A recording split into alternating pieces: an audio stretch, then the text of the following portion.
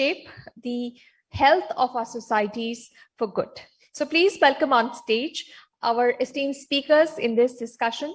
Please welcome on stage Dr. Hema Divakar, Consultant of Gynae and Medical Director at Divakar Specialty Hospital, Bengaluru. Please welcome her with a round of applause on stage. She will be moderating this discussion. Please also welcome on stage Dr. Brigadier Rakesh Gupta, Director, Government Institute of Medical Sciences, Uttar Pradesh. Please also welcome Dr. Basav Mukherjee, Gynaecologist, Obstetrician and Reproductive Endocrinologist. Please welcome on stage Dr. Deepak Chopra, Business Unit Head, Buyer. Ms. Sumana Bhasin, Senior Director, CSR Fundraising, Impact Guru Foundation. Please put your hands together to welcome our esteemed dignitaries on stage. Please welcome Dr. K. Madan Gopal, Senior Consultant, Health, NITI Aayog. Please also welcome on stage Dr. Rakesh, Medical Director, Bloom IVF and President-elect, Foxy. Round of applause for all our speakers on stage. I would now like to hand it over to Hema ma'am to please take the discussion forward. Namaskar. Good evening to each one of you and a hearty welcome to my very distinguished panel members here. And on behalf of all of us, hearty congratulations to all the winners of the CSR Health Impact Awards. Thank you, Kamalji and team for their kind invitation. Always the think tank of IHW Council churns out an idea a minute, a program every day. In keeping with that, the last of the panel discussions for this evening, before we move on to the award ceremony, is about, on one hand, when we say ignorance is bliss, the other hand, we say knowledge is power, and we need the public to be aware of the various preventive healthcare methodologies. And thanks to COVID, everybody in the country is talking about nutrition, the various vitamins, the immune systems, and the things that they ought to have taken care of in a disciplined lifestyle, etc., etc. And we are back to recognizing how important the health is. To my left, I have two of my very distinguished, beloved friends and colleagues, Dr. Rakesh and Basav Mukherjee, who are from our parent organization, Federation of Obstetricians and Gynaecologists in India. And we say women's health is nation's wealth because it all begins in utero. When we, from Foxy, declared, what is Foxy's CSR? What is Foxy's responsibility for the community? We said it is VSR, value, safety, and respect for each and every human being, especially the women in the country. So taking a cue from that, I would like to start with my first question to the lead on the big canvas, the health of the nation, which so strongly depends on the health of the women in the country. Madan Gopalji from the NITI Aayog, which stands for Transformational Changes. Madanji, to your mind, how can CSR contribution, which is now mandated by regulations, law, etc., transform the space of public awareness? We are very, very aware of the fact that diseases as long-term NCDs, etc., we need to have a handle on it right now in order not to lose the battle for the next couple of years. So the digital health space, many of these schemes that the government has bought, many public-private partnerships, your impressions and opinions of how much more and how much better can the CSR contributions make to making India better than what it is now. Madanji. Okay, Thank you, Hemaji. Once again, thanks for connecting again after a long time in a physical mode. Otherwise, virtually we were meeting. So one of the important thing, why the CSR concept came, because we have to dig down into the history. Philanthropic activity in the country is not new, but it has been formalized in the form of Companies Act in the Section 135 Companies Act, Schedule 7. This public health awareness has been a national priority area, as well as this has been the area of priority which has been described. Having said this, we have been trying to capitalize and motivate the corporates in our activities, public health awareness activities. I will just cite an example where in the National AIDS Control Program, they have a private sector component wherein they try to tap in the CSR resources for awareness generation, as well as promoting healthy behavior among the supply chain, not the persons who are covered by the welfare funds of the corporates. They have been in engagement with around more than 400 plus corporates. I will just give you some data points so that you can understand what kind of insights and cooperation these corporates can bring in. The second data point is that in our aspirational district program, we have been we are running around 112 aspirational district. Why we call aspiration? Because previously the term which was used was higher priority districts or backward district. That doesn't look optimistic. Going forward, we have to say that these districts also aspire to be sitting with the normal district. They want to come up, improve their standards so that they are at par with the normal district. That's why we are saying that they aspire to become this. We are having this 112 aspiration districts. If we improve something in health and nutrition and the other parameters of this district, then we would be able to have our SDG goals met. That's another data point which is happening. Apart from that, during COVID time, you might have seen how the corporates have responded to the call given by the government. Through their disaster funds or through their CSR commitment, they are doing it. You look at the way the vaccine initiative which is happening, one of the private sector NGOs, they are leading that thing. They are trying to see that how to bridge in the gap, because during the initial time when there was supply constraint, you might have seen hesitancy.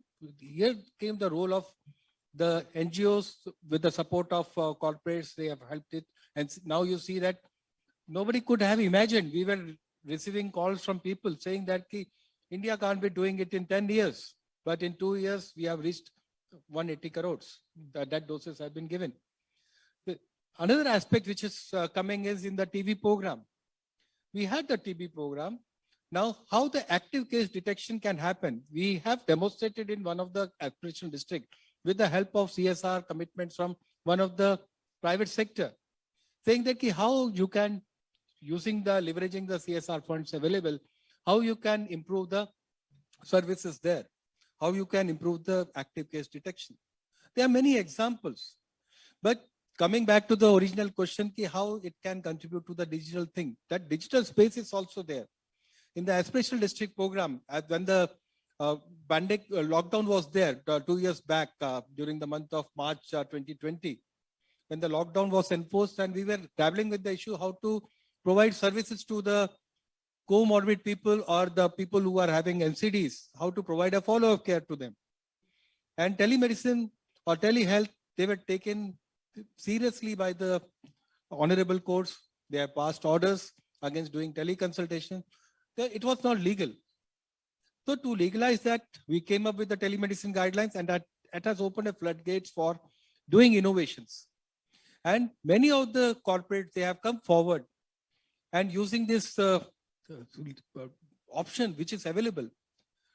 They are trying to leverage and they are trying to strengthen the health and wellness centers because there are many divergent issues which are there. I can't be summarizing in 5 or 6 minutes, right. But they are helping the health and wellness center in enabling them doing the teleconsultations. So that's a way forward into the digital health. In Ayushman Bharat Health and Wellness Center, that was the second component of this Ayushman Bharat, the first component being the PMJ. So in the PMJ also, that agency which is there, which is now spearheading the implementation of the digital mission, which envisages to digitalize having a patient record And now the corporates and other people, they are also working and they are trying to bring out their own models, own platform so as to provide services. Once the telemedicine was open, now you see that so many platforms are there. The biggest challenge, biggest task is how to aggregate them so that we can have a 24/7 telemedicine services available to all the people. We can only say we have opened a floodgate for people, opened a very big market. Now we have to see that how we aggregate so as to provide 24/7 services. It's just general services. Can't we expand it to cover the specialist services? Suppose somebody wants to have an OBG services or mental services, can we provide that mental services through telehealth? If a referral is required, can we connect? That's an area of space where the CSR and these private players, they can come. What has happened, what is the current limitation is that after doing consultation, the moment it comes for hospital admission, do we have that kind of leverage to guide that patient and ensure a bed for that patient in that hospital? That's an area where a lot of work is required. So apart from building awareness, digital platform is now open. Now we have to see that how we expand that digital platform so that the vision, objectives of mission to achieve the sustainable development goals has to provide universal health coverage to the citizens of the countries and and it is delivered. Without the help of others, it is our collective responsibility to see that how we take it forward. I will stop Excellent. here. Yeah, excellent. I think there are many important take-home points from Dr. Madan Gopal's inputs, where it's a long journey. This is a complex and a diverse country. But in the wake of COVID, we have fast-forwarded our attempts to digitalize. And also, when we say public awareness, and what next? Because public may be aware, but where do they go and seek help? And how do you strengthen the supply side of quality healthcare and access to healthcare by means of universal coverage? So many dots need to be connected here. Points well taken. And I think anyone, it's my humble suggestion that when aspirational districts, CSR, you want to invest your money for something of a larger good, we must meet and take advice on the gaps that need to be bridged. The initiatives which can make a quick impact, the initiatives which can inspire many more to invest their time, energy, where a small step can make a big difference. Thank you very much, Madan Gopalji. I swing now to Sumana, who is from the Impact Guru Foundation.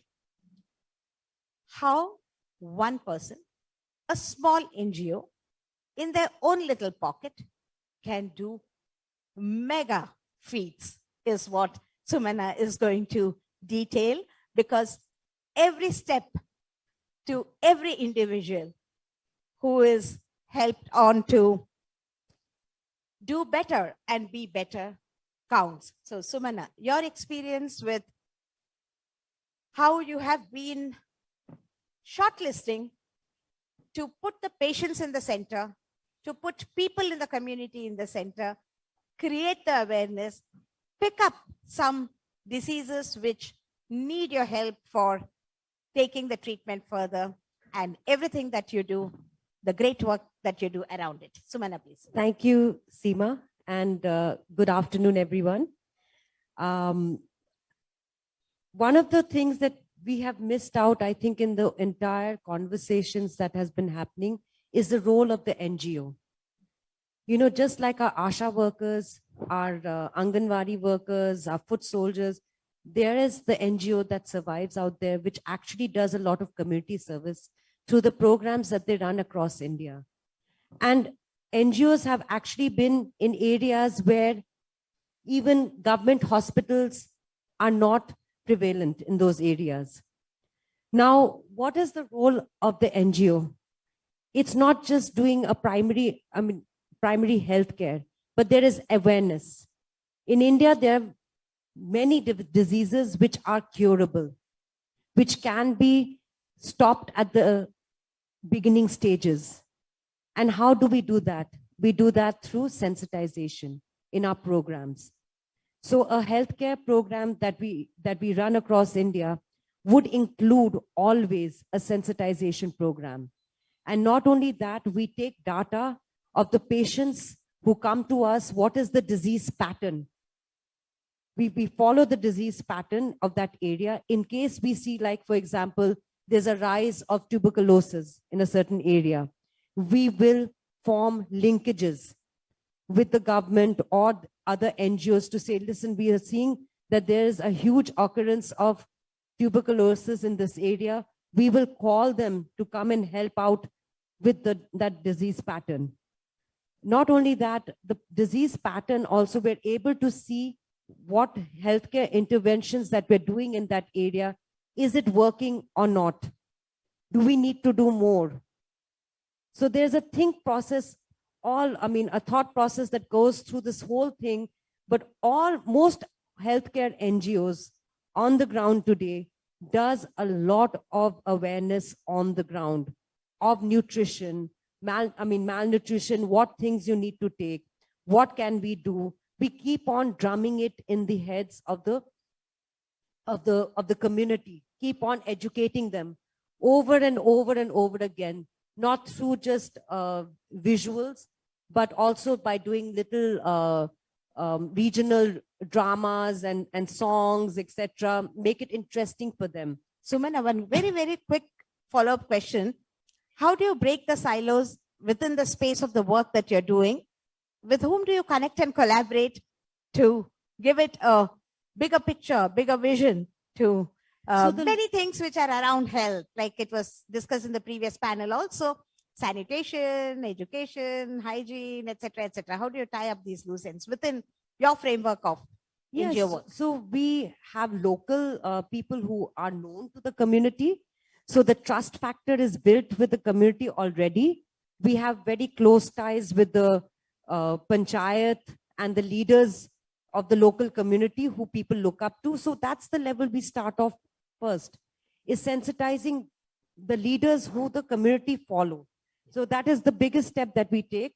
And we do look at, treating diseases like not only tuberculosis, but we're looking at even diabetes, which is a very big issue. A lot of people in the villages have no clue that they have diabetes, but it is something that can be treated in the preventive part. Then we're also looking at even cataracts. We're looking at, so these are things which actually change the life of an individual. So my humble reach to the corporates is that don't forget the NGOs, don't forget the work we do, support us. Support us, we need your help. Otherwise, the work that the Indian NGOs have done over so many decades will just dry up. And we do need your support in every which way.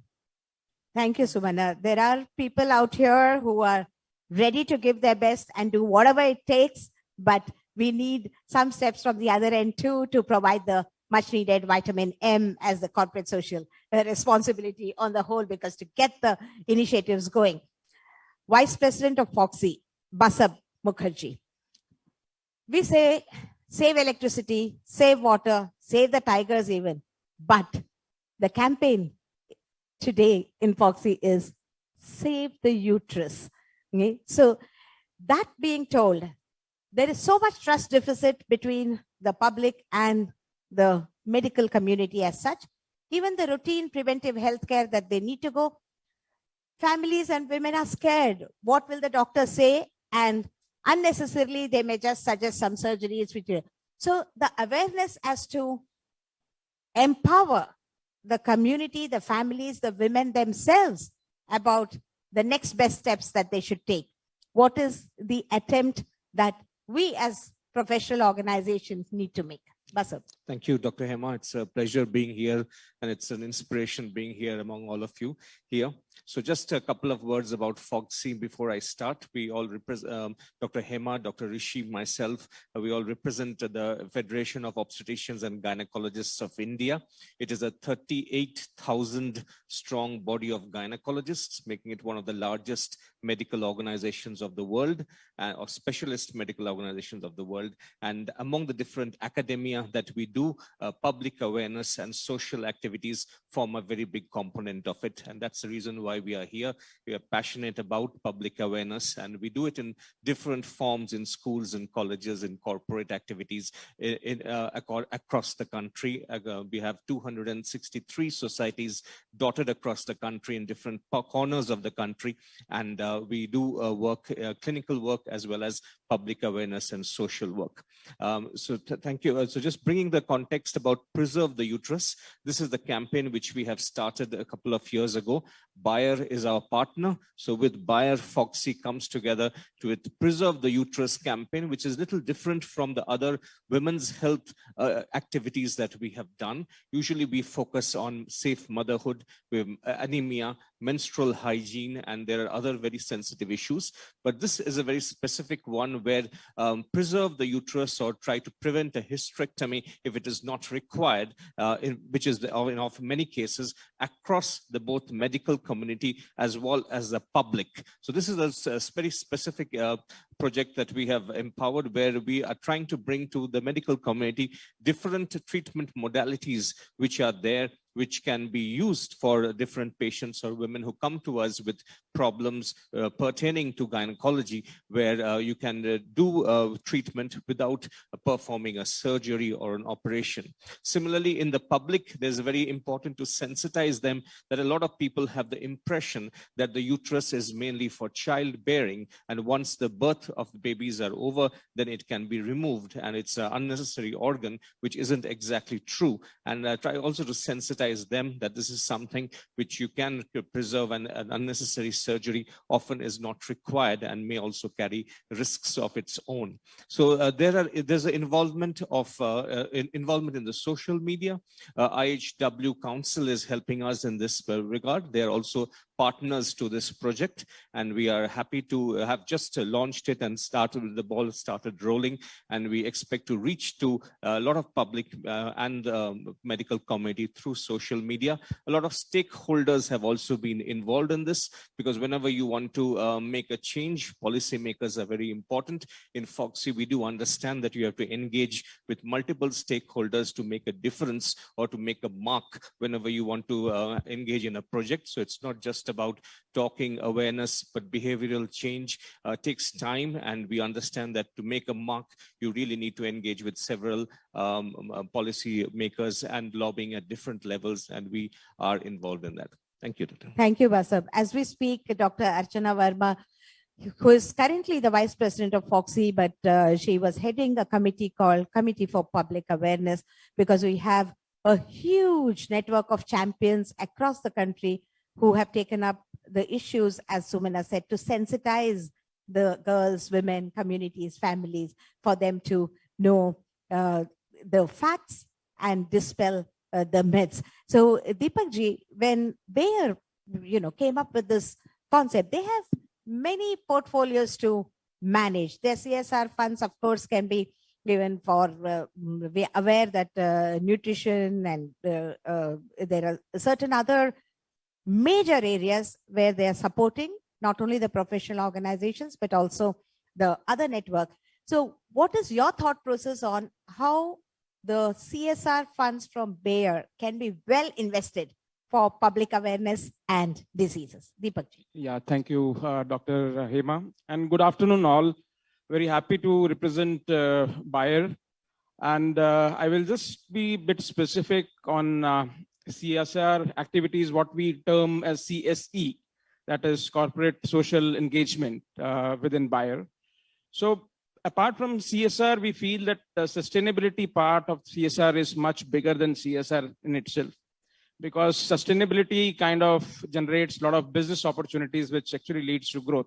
And in the afternoon also, we were discussing if a corporate grows and if there is growth financially, there are profits, probably the advantage reaches to the communities at large. So our vision is health for all and hunger for none. Bayer being a life science company, we are not a typical pharma company. So we are into crop science also, and of course into healthcare as well. So, okay, fine. So this slide would give some specifics. So I'm not going and really reading the content of the slide, but just to give you a brief outcome of what we actually think, prioritize, and execute. So globally, where India is also a very important part, as I mentioned, that our vision is driven by science for better life. So we are into food security, increasing the food grain and increasing the food security globally. We are into improving the health of mankind, and of course, doing it in a very environment-friendly manner by reducing our carbon footprint. So this is all we do. And in next 10 years or by 2030, like we are committed as a part of UN SDGs to kind of improve the lives of 100 million small stake farmers. And when I say so, just a small data point, there are around 550 million small stakeholder farmers across the globe who contribute to close to 80% of the food supplies. And still they remain as poor and they're not able to get meals for their families. So we are committed to that. Apart from that, women's healthcare area where we are global leaders. So we are empowering women. We are making them more stronger and, kind of accessing modern contraceptives so that they can make their own choices. So that because as, the belief is gender equality is very decisive in making social and economical development and growth across the globe. So this is what we are committed to, and India is also a very important part. And apart from that, we are also kind of improving self-care for more than 100 million people across the globe. So this is what we do globally, and as I mentioned, India being a very large country with a very large population. So this thought came to us, and many of you must be aware of. There were national media article where the rate of hysterectomies were very quite high in India, and as high to 26, 27 in some states. And the most sad part was the median age of the hysterectomies happening in India is close to 34 years, which is 10 years lesser than the global average. And like what Dr. Basav also mentioned, so the role of uterus is not just giving birth to babies, but much larger and across the life of the female. Yeah.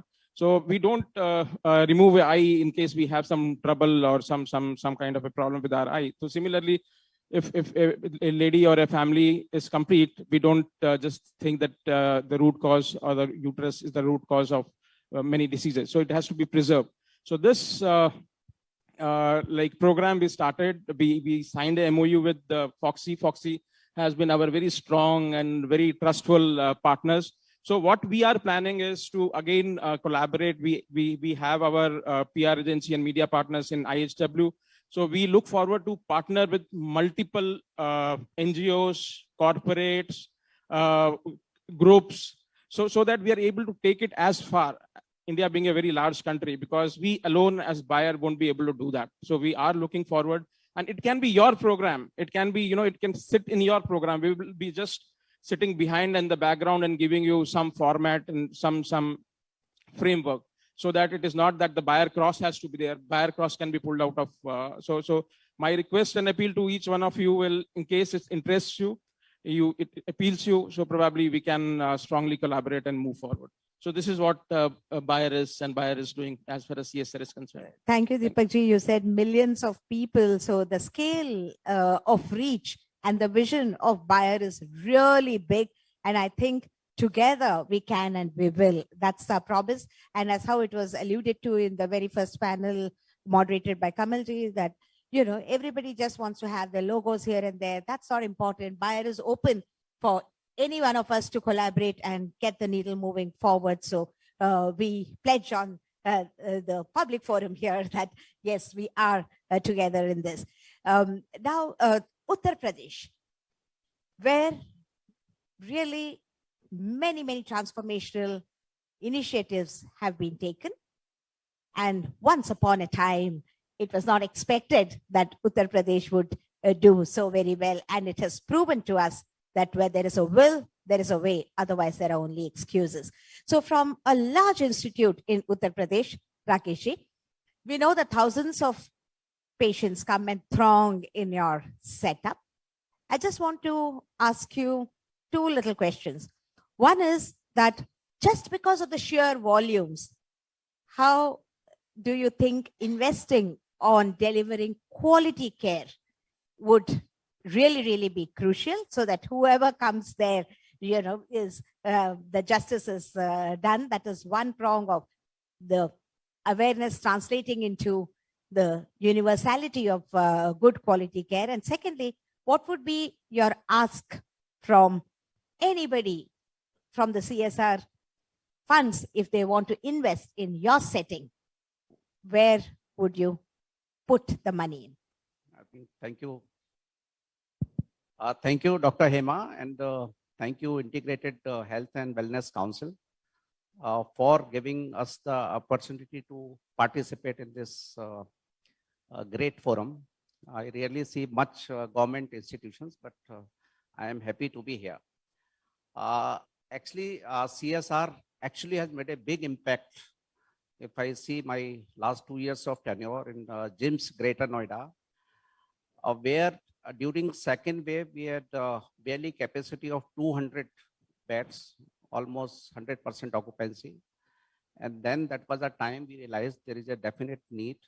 And I wanted to put it on record, the role of CSR by HCL Foundation and Doctors for You. And overnight, we have made from 200 beds to 500 beds. And we could manage more than 350 to 400 patients at one time. And because of that, we managed more than 5,000 patients and with a minimum case fatality. So I think this was a huge impact of CSR on our health, or you can say the disease.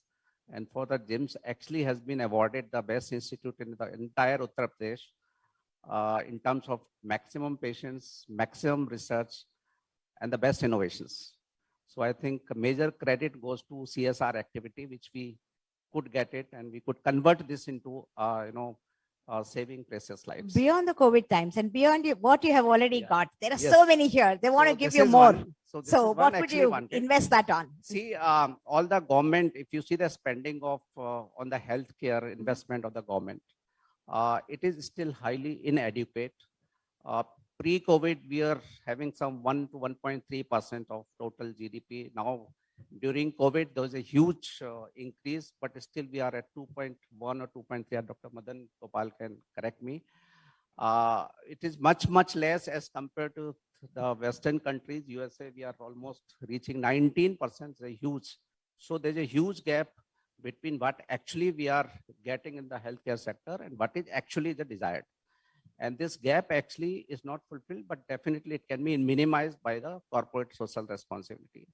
So I think there's a huge, before 2 years, we were hardly knowing this CSR on papers. Now, actually, we are making it happen. And this is really converting into our, actual patient care, or the output has been actually increased. So what we need, it is not only giving. There was, in fact, at one time, there's a problem of plenty. We are in a lot of CSR thing, which is actually not required, which is still, lying and not highly underutilized, especially oxygen and other things. So there has to be a match between demand and supply. So it is not only for that, probably when we say awareness, I take it other way. All corporate should be made aware of the actual problems, what actually the poor people or through NGOs, what the government institutions actually are facing. And then only they should invest it. Secondly, they should not investment in terms of money. It should be in terms of kind, which is actually required. Like we got a huge, oxygen plants, 4 oxygen plants. Now we are converting, we are made it, we are filling cylinders and we are supplying to the all, other hospitals. We can increase the oxygen beds. We can increase the ICU beds. So there are various things. We got 4 ambulances now. We have started ambulance for the poor patients. at no profit. So a lot of things actually, demand supply need to be mismatched, and which can be actually resulting into various benefit to the patient. And secondly, what you said, in our own institute, what we made it, we are actually investing a lot of things on women and child. For the children, I myself as a pediatrician, we have made all immunization free for all girls. America, you only boys will pay, but all girls it will be free. We have put a mammography machine. We are again doing a lot of screening for the, women for the cancer screening for the, so that is what we are doing. But if we get support from probably NGOs and corporate, probably I think government sector may one should invest so that your money is actually going to the real needy people. So I think I wanted to thank again IHW for this opportunity, and thank you very much. Thank you, Rakesh ji. Well said and well done. I think, this is a very demonstrative model, which, if others get, you said it's a problem of plenty. There are so many people giving so much money, but how you have utilized it for, really making an impact, and how you have continuously scaled up the impact is really, really very impressive. Last but not the least, the one who has been waiting very, very patiently to my left, Dr. Rakesh Pai. He is going to be stepping into the prestigious post of the president of our federation in just about 3 months' time. And many times when we talk to Rishikesh, he says, there are lots of funds we can get from CSR. We have to get it for our organization, and we have to do something really big. Rishi, what is your ask, and what do you want to do with the capacity that the federation has, the technical expertise that we have, the enthusiasm of the champions within our own settings, the connect and collaborate philosophy, which I'm thankful to both of you for being here to spare your valuable time to soak into what is happening around us and imbibe the best. So what would you think would be the best for us to do as a professional organization with the CSR, both for public awareness, for diseases, care, and prevention as well? Rishikesh. Thank you, Hema. First of all, I would like to appreciate Hema Divakar and Kamal Narayan. I've seen him up in person, IHW, Himani, and all the team of IHW. Please give them a big hand. It's a wonderful organization. And that's the whole healthcare. My dad was a preventive public health man from Harvard. Started the internship program movement. He started a department in KM Hospital. And I've been grown in public health. When I finished my MBBS, I wanted to become a public health person. My father said, "Are you mad? There's no money in public health. Please become a gynecologist, make the money, and then do public health." That was the situation then. Now things have changed. What you see here is the whole broad spectrum of healthcare delivery system. We have the corporate, we have the visionary, Madan, who is from the government. We have the private organizations, we have the NGOs, and we have the private hospitals. So there is the government hospitals, and there's a private hospitals are there sitting in. So there is a lot of people who are actually delivering the healthcare system. The problem is that we don't know each other. That's the biggest problem. Look at the NHFI, fantastic progress by the government. Sex ratio has improved, education, sanitization, electrification, everything is damn good. NRR has gone to 2. So we are doing very well, but we can do massively well only if we connect the dots. We need you, them, us to be together. We don't know each other at all. When I was seeing NTTV program on some Swasthya woman something, Federation is not involved. What is Rakesh doing? We are the custodians of women's health, 40,000 people. We have total disconnect in this country, total disconnect. There's no alignment at all. So our energies get wasted. Kamalji, most important thing you need to do is digitization. Create the platform where all these people are hosted. What is everyone doing? Someone is doing tuberculosis, someone is doing contraception. Cluster them. Let them talk to each other. Get the CSR funding as an integrated funding. Then only we'll make the change, a rapid change. We need a rapid change. Our neonatal mortality, if you look at the Kerala, it is 2.9. And all India says 30, 29 point something. We need rapid change. That can happen if we do it. We can't do it the slow way. No, the country is 70 years old. We need the fast way. We need the NGOs to integrate with the organization. So this is very important part of how we evolve ourselves in the future. I always classify CSR into three parts. There is the CSR, there is the GSR, government. Huge amount of funding. Just give it to everyone. Why are we going after the corporates? Government is the largest corporate. Government has to have faith in other NGOs. They need to say, okay, here is 10,000 crores. Do your work. Don't look for the money. We will give you the money. That's very important. And of course, the last type of CSR is ISR, individual social. This is the ultimate vision. My brother-in-law is in United States. Says, what Indians, you are useless. You don't have any. Every Catholic gives lot of money. Donation they give in the church. How many Hindus give it? We need to donate individual social responsibility. That's how the corpus will be created to propel our country to the next stage. We are already fantastic. So federation is, my concept is Badlao concept. Integrate everything into one aspect. There are 9-10 aspects of women's health. All will be integrated. We already have. Hema leads the best, one of the best CSRs. That is our Manyata program. It is funded by Makata Foundation and MSD for Mothers. Fantastic. We have upgraded 1,500 nursing homes, but we need more of them. So what I'm saying, Hema, is that we need to have more interactive. Madan ji, aap idhar hai. आप जरा बोलिए उनको बड़े साहब को कि it's more important to integrate the vectors, align the vectors, so we have fantastic action out of it. Thank you. Thank you, Rishikesh. In the next 5 minutes, we're closing this panel with the closing comments on challenges and opportunities, the two sides of the coin, starting with Madanji, of course. One of the challenges is the trust. Trust between the corporates and the NGOs. Over the years, it has come down. You see most of the corporates going for foundations. That's the question that we have to introspect why these foundations have been coming up. They want to do their own work.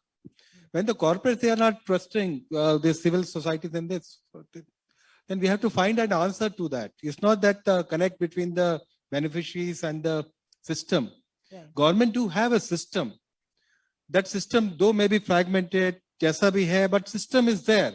Right. The moment it comes to private sector, of below the district level, there is no system. So we have to see that how we leverage on the system and provide services.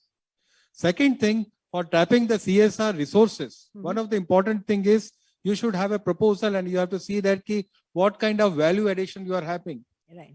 That value addition is not being seen. They want to just see that how they can sustain their business. If value addition is not there, even the government proposals, they will say yes, but they will not fund.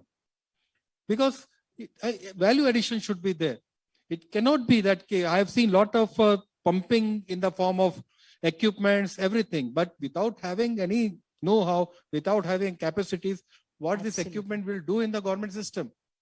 No, because this is a way of absorbing things, but you have to find out what kind of mechanism is there. You just take the example of oxygen concentrators. When the government is being providing oxygen concentrator right up to a health and wellness center, that means around 170,000 health and wellness centers are there. We have been able to supply that. Track it, GPS tracking is there. Apart from that, CSR also I have given this without having a accountability mechanism where this oxygen concentrators will go. For the oxygen concentrator, which we have been supplied through the public system, we can track. GPS tracker is there. The functionality, a team is going nowadays to have to monitor that whether it is functioning or not. But similarly, many oxygen concentrators were supplied by the CSR commitment where they have all gone. We have to see that how the trust between the corporates and the public, it improves. That's the area where we need to work. That's the biggest challenge. And we see that how we address this biggest challenge. And we have to find out what kind of value we bring in by partnering with the public sector and the government agency. That's the only challenge which I'm seeing. Excellent. I think, this is a good closing because there is a lot being done, and fragmentation is not a word that we use loosely, but we actually mean that we have to just get things together, glued together, and one step at a time make an impact. So my yes or no answer from all the other, like a rapid fire, I want integrated health and well-being centers. Number of them was the vision of the government, Madanji. Each of them, the capacity is built and actually prevent illness and promote wellness. Can we get our act together to do it? For example, many clusters of IHW, which also incidentally is the Integrated and Health Wellbeing Council as we speak, the same IHW concept in the wellness centers. Can we have a cluster networking with your government hospital so that the primary is done there and only the bottlenecking in your own setting would be then minimized, with us supporting the capacity building for quality care in those? Yes or no? No, definitely, madam. This is the need. I think I agree with Dr. Rakesh. First, we have to integrate ourselves. Yeah. And this is a forum where everyone is here, right from government till private, CSR, NGOs. So we need to integrate, and this is the right forum where we all can integrate it. Sure. And then only the demand supply can, match. So we can, decrease the gap by integration. This is one definitely. And secondly, day before I was very fascinated with PM's Panchamrat. So I think we have to follow the principle of we have to reach to the right people. We have to reform. We have to regulate. We have to revolutionize, and we have to respond. And I also added, we need to have a research, and we need to find out the actual need, because India is something, so much, diverse. The needs are different even in the same cities. So it is not the same thing can be go to everywhere. So we need to do a lot of investment in the research. So that also is required. And of course, the digital health and telemedicine, again, we can boost up, which can definitely improve the health. Thank you very much, because implementation research is, one of the key factors for us to learn our lessons and move ahead. I just wanted to put in when you asked about challenges faced, Yes. okay? So I'm speaking in perspective of an NGO. I think one of the biggest challenges that we faced is the ever-changing laws and rules of CSR. By the time we take in a breath of a new law, something else happens. And then there are gray areas to the law. We're not getting enough time to understand. And then again, there's another change. We need to do the work we're doing for what we are here for. So my humble, this thing to anybody who's here from the government, give us time to breathe. Give us time to do the work we are here to do. And the second challenge, like when we are all talking about digital medicine and e-health and all that, most of the villages don't even have internet connections. First of all, we need to get technology up there. A lot of our disadvantaged beneficiaries, they don't even have smartphones. They don't have access to the computer. These are steps we need to first cover before we can even get digital health to the doorstep of our beneficiaries. So these are the two challenges that I see. Ever-changing laws and rules. And on a positive note, everybody has that intent of reaching the technology to the last mile. And I think we are moving several steps ahead. I want to ask Basav about the challenge of gender inequity. How much the women are empowered to make decisions for their own body, mind, and soul. Yeah, thank you, Dr. Hema. I think that's a challenge which we all face. I think gender inequality and gender neutrality is a big challenge in the healthcare sector. I think a lot of women in our country are unfortunately unable to make decisions of health on their own, and a lot of families involved. This is a challenge which we face when we talk to them about counseling in different perspectives across the fields of obstetrics and gynecology, women health care. So that's something which we also factor into the discussion whenever we are talking to them or trying to bring into some new concept to them, it has to be done through the family in many cases, because a woman may not always be an independent decision maker. So I agree with you. So I think the slogan which I would like to leave is plan fast, but act faster. I think that would be for everybody. Good. Deepak ji, Bayer has invested a lot in our world organization called FIGO on the nutritional aspect. And here you are speaking about collaborating with Foxy for Save the Uterus. How much do you trust us? So as I mentioned earlier also, like Foxy has been a very trustful, very strong partner to us, not only for this project of Preserve the Uterus, but it has been decades now.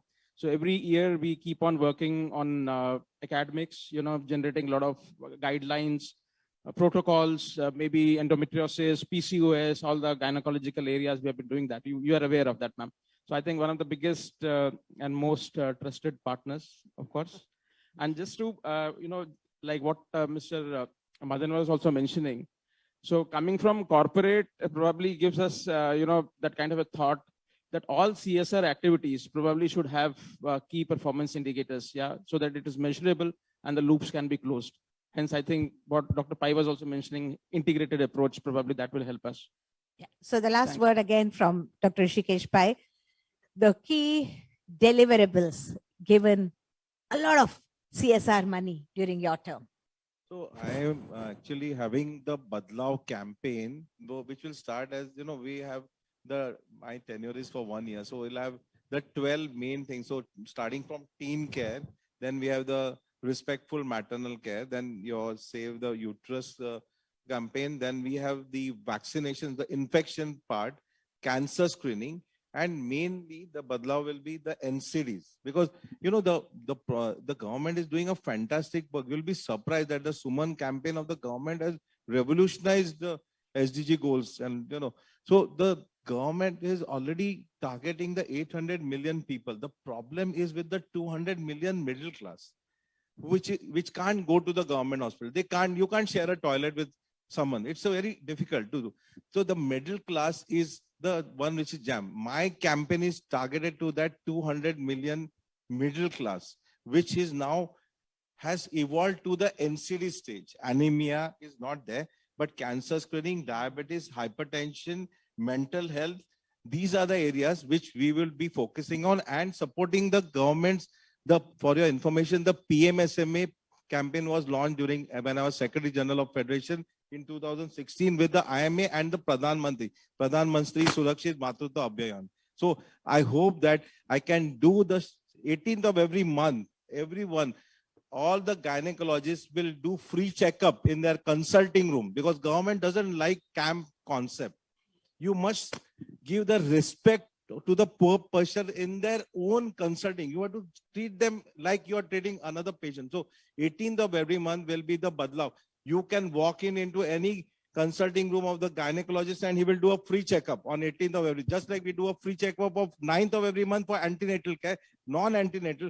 And hopefully I will showcase this during my tenure, and hopefully the Pradhan Mantri will take it up and call it Pradhan Mantri Badlao Abhiyan. That is my objective. Thank you.